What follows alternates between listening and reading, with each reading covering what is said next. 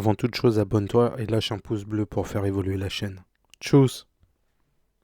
Le top 10 des meilleurs Saiyans. Qui sont les 10 meilleurs Saiyans des séries Dragon Ball, Dragon Ball Z et Dragon Ball Super? Bon, je vais pas intégrer Dragon Ball GT, hein. C'est un peu l'enfant illégitime de Toriyama. Déjà, qu'est-ce que c'est un Saiyan? C'est une race humanoïde originaire de la planète Vegeta. Race guerrière qui a servi d'armée à Freezer. Oui, parce que les Saiyans sont des combattants hors pair. Ils ont quasiment tous une évolution illimitée dans leur force et leur pouvoir. Est-ce que dans ce top, je vais prendre en compte les Saiyans de sang mêlé? Oui, parce que bon, des Saiyans purs, il en reste plus beaucoup. Hein. Donc on est parti pour ce top 10, et c'est parti mon kiki. 10ème.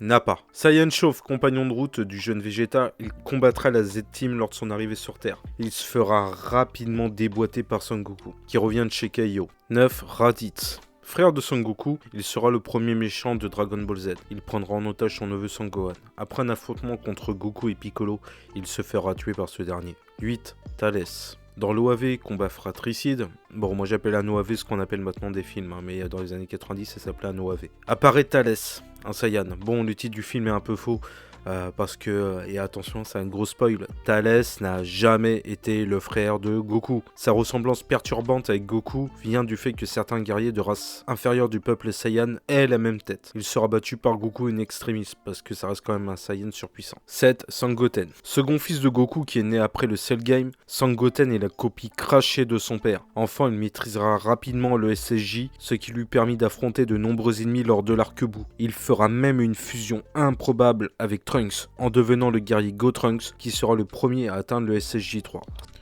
Je fais juste une petite aparté. J'ai dit Gotrunks au lieu de Gotenks. Désolé, je suis extrêmement crevé.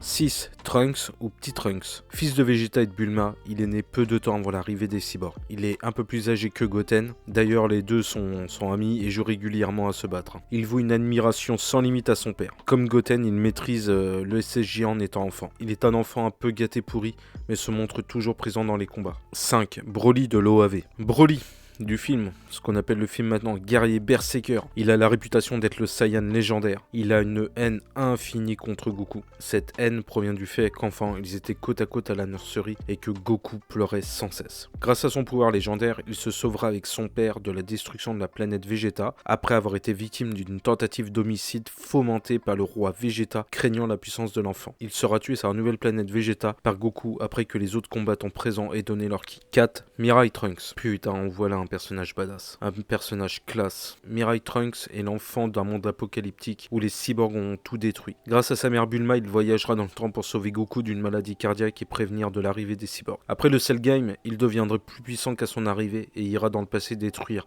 C-17 et C-18 ainsi que Cell. Il reviendrait une nouvelle fois dans le temps de nos héros dans l'arc Zamasu dans la série Dragon Ball Super. 3. Sangohan. Premier fils de Goku, il deviendra l'un des Saiyans les plus puissants, même s'il est de sang mêlé. Il sera entraîné jeune par Piccolo, qui sera un peu son père de substitution. Ces différents combats dans l'histoire de DBZ jusqu'à son ascension lors du Cell Game feront de lui le premier Saiyan à atteindre le SSJ2. Il restera un combattant de premier plan lors de l'après-Cell Game, mais tombera rapidement dans l'oubli dans Dragon Ball Super. On va quand même faire quelques mentions honorables de certains Saiyans que j'ai pas fait rentrer dans le top. Cal et Kofila, duo de Saiyans légendaires originaires de la planète Sarada, se trouvant dans l'univers 6. Elles seront des combattantes présentes lors du tournoi du pouvoir. Elles arrivent à se transformer en Super Saiyan, et Cal arrivera même à se transformer en mode Berserker comme Broly dans l'OAV. Elles seront éliminées lors de ce tournoi. Kaab, premier Saiyan issu de l'univers 6, il est naturellement attiré par Goku et Vegeta en les reconnaissant comme étant des Saiyans. Vegeta se prendra d'affection pour ce frêle combattant, lui expliquant que les Saiyans ont un pouvoir illimité et qu'une transformation en Super Saiyan est possible en déployant sa colère. Vegeta ira même jusqu'à le menacer de venir détruire la planète Sarada pour faire exploser la colère de Kaab. D'ailleurs, Vegeta y réussira. Ainsi, Kaab deviendra le premier Super Saiyan de l'univers 6. Attention, dernière mention qui envoie du pâté. Badak,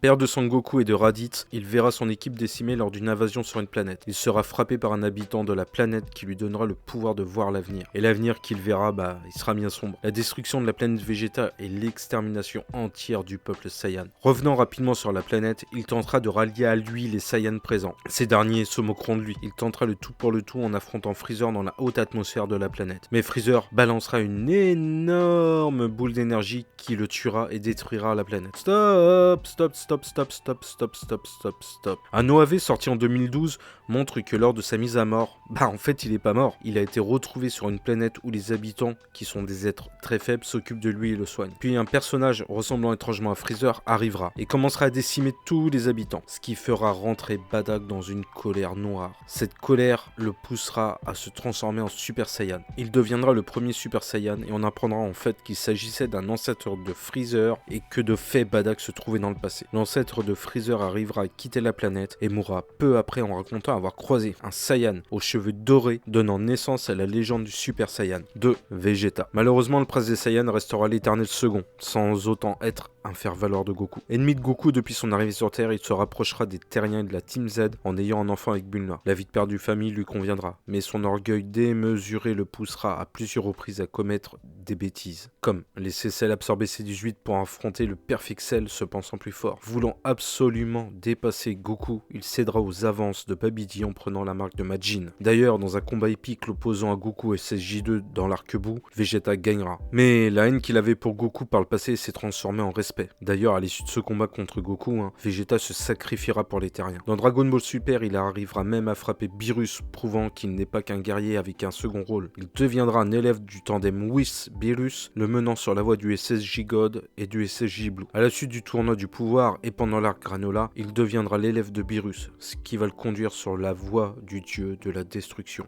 avec le SSJ Ego. Ayant une rivalité et une amitié cachée mais quasi fraternelle avec Goku, il est quand même passé à peu de choses de la première place. Et évidemment, vous en doutez, le premier, Sangoku. C'est le héros de toute la saga Dragon Ball. Personnage enfantin et irresponsable, si ce n'est que dans les combats. C'est un enfant adopté par un terrien. Il excelle dans les arts martiaux, devenant en dehors du Kame Sennin le second utilisateur du Kamehameha. Après sa mort lors de son combat contre Raditz, il maîtrisera le Kaioken en revenant de la planète Kaio, lui permettant de pulvériser Nappa et faisant jeu égal avec Vegeta qui était à l'époque considéré comme un génie du combat et l'un des Saiyans les plus puissants. Son entraînement lors de son voyage spatial vers Namek lui permettra de défoncer à son arrivée le commando Ginyu. Puis il y a le combat contre Freezer. Ce combat mythique qui est même rentré dans la mythologie du manga comme étant le premier personnage ayant une transformation le rendant plus puissant que son adversaire. Surpassant Freezer mais n'ayant pas mauvais fond, Goku n'arrivera jamais à le tuer. Lors de l'arc Cell, il placera tous les espoirs de l'humanité dans son fils Sangohan, voyant ce dernier un pouvoir dépassant le sien. Il mourra d'ailleurs lors de ce tournoi, lors de la téléportation de Cell sur la planète Kaio, alors que Cell allait exploser. Il reviendra pour l'arc-bout, il deviendra le second à arriver au stade du SSJ3. Il fera jeu égal avec Boo et lancera un Genki Dama sur ce dernier. Mais égal à lui-même et ne vivant que pour affronter des ennemis puissants, il souhaitera que Boo se réincarne en humain afin de protéger l'humanité. Dans Dragon Ball Super, il tentera d'affronter Beerus en mode SSJ3